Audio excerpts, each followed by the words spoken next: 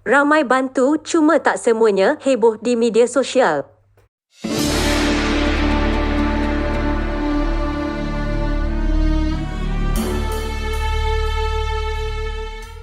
Musibah banjir hujung tahun kali ini sangat berbeza. Sebelum ini, negeri di sekitar pantai timur paling teruk terkesan, namun kini Selangor khususnya Shah Alam, Klang serta Hulu Langat pula mencuri tumpuan.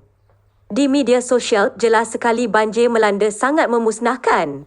Bukan sekadar rakyat terkesan cukup ramai, nyawa melayang juga bukan seorang dua, malah kemusnahan harta benda bukan calang-calang. Impak dari segi moral dan emosi akibat kehilangan dan kemusnahan dihadapi semestinya sangat besar. Ruang sembang netizen menunjukkan ramai yang kecewa. Tindak balas terhadap bencana digambarkan sebagai cukup mengecewakan. Dikhabarkan ada yang terpaksa berlindung di bumbung rumah atau bangunan dalam pembinaan berjam-jam lamanya menunggu bantuan tak kunjung tiba. Ada pula mendakwa panggilan kecemasan memohon bantuan tidak dilayan. Benar atau tidak, mereka di lapangan sahaja yang tahu keadaan sebenar, baik mangsa ataupun mereka yang turun membantu. Namun komen netizen pula ibarat lebih kuah daripada sudu. Menghukum semua orang khususnya pasukan penyelamat dan pihak berkuasa seolah-olah mereka langsung tak berbuat apa-apa. Realiti harus diterima, itulah situasi bencana. Di mana-mana sekalipun apabila bencana atau konflik berlaku, sistem sedia ada baik dari segi penjagaan kesihatan, keselamatan dan sebagainya cenderung lumpuh. Mobilisasi terhad juga menyebabkan bantuan dan misi menyelamat sukar digerakkan. Namun di sebalik kesukaran itu, ia tidak seharusnya dijadikan alasan kerana banyak nyawa jadi taruhan.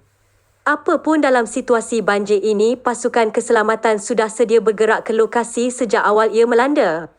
Cuma mungkin bukti bergambar ketika mereka bekerja tidak disertakan untuk tontonan pelayar Facebook atau TikTok. Inilah budaya sekarang. Buat kerja semuanya kena tunjuk dan muat naik di Facebook atau grup WhatsApp.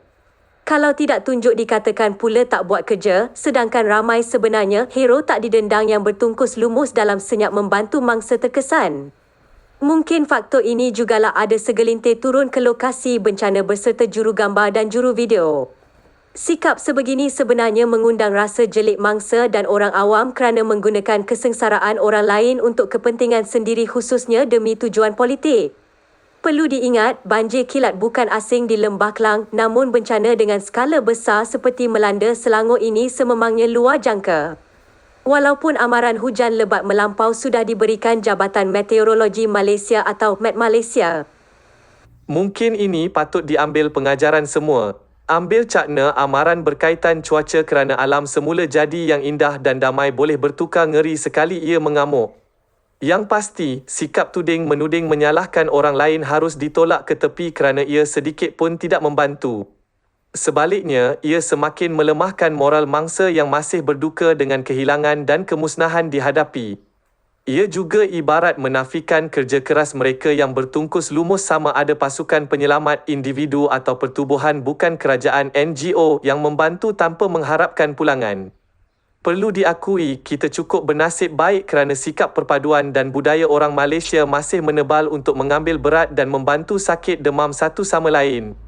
Lihat sahaja di media sosial, bukan sedikit yang sanggup turun menyumbang tenaga dan kepakaran membantu sama ada dari utara, selatan mahupun pantai timur ke Selangor dengan segala kelengkapan dan keperluan untuk menggerakkan misi. Mereka tidak mengenal beza warna agama atau kaum, turun dengan belanja sendiri membawa segala yang ada seperti bot, kayak atau jet ski untuk memudahkan misi. Tidak kurang juga menggerakkan jentera berat seperti lori dan pacuan 4 roda 4-wheel drive untuk membantu memunggah dan memindahkan mangsa banjir ke lokasi selamat. Sesetengah yang lain pula aktif mengumpulkan barangan keperluan seperti selimut, pakaian dan bekalan makanan asas untuk dihantar ke pusat pemindahan. Sikap sebeginilah sepatutnya ada dalam radar pandangan mata kita selaku anak Malaysia, bukan komen jelik atau mengutuk mana-mana pihak, apatah lagi menjadikan situasi banjir yang memusnahkan dan kesengsaraan mangsa sebagai modal untuk menyerang pihak lain seperti seteru dalam politik. Di pihak kerajaan dan pihak berkuasa pula, sewajarnya kelebihan yang ada ini dimanfaatkan sebaik mungkin kerana inilah kelebihan kita sebagai keluarga Malaysia. Dalam skala bencana besar, keterbatasan pergerakan semestinya mengehadkan upaya, namun jika aset sedia ada di lapangan dapat dikoordinasi dan digembling secara betul, misi susah sekalipun akan bertukar menjadi senang.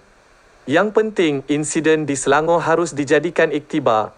Tak salah mengaku seandainya koordinasi sedia ada benar-benar lemah, namun paling utama apa yang dilihat kurang dan lompong perlu segera ditampung supaya ke depan nanti tidak sekali lagi teraba-raba. Seperti dinyatakan Doctors Without Borders atau Medicine Sans Frontiers MSF yang bertanggungjawab ke atas misi kemanusiaan di lebih 70 negara termasuk Malaysia, bahawa untuk masuk ke zon bencana cukup kompleks apabila laluan terputus. Maka kelompok yang memberi respon awal adalah mereka yang sedia ada di lapangan, ahli komuniti, pihak berkuasa tempatan dan organisasi bantuan sedia ada. Ingatlah, bencana itu sememangnya sukar diramal, namun tindakan dan cara kita mengatasinya sama ada untuk mencegah atau mendepani bencana yang berlaku menentukan segalanya. Usaha kita biarlah meringankan, bukan menambah beban. Sebelum itu, jutaan terima kasih saya ucapkan kerana sudi subscribe channel saya. Syukran jazilan.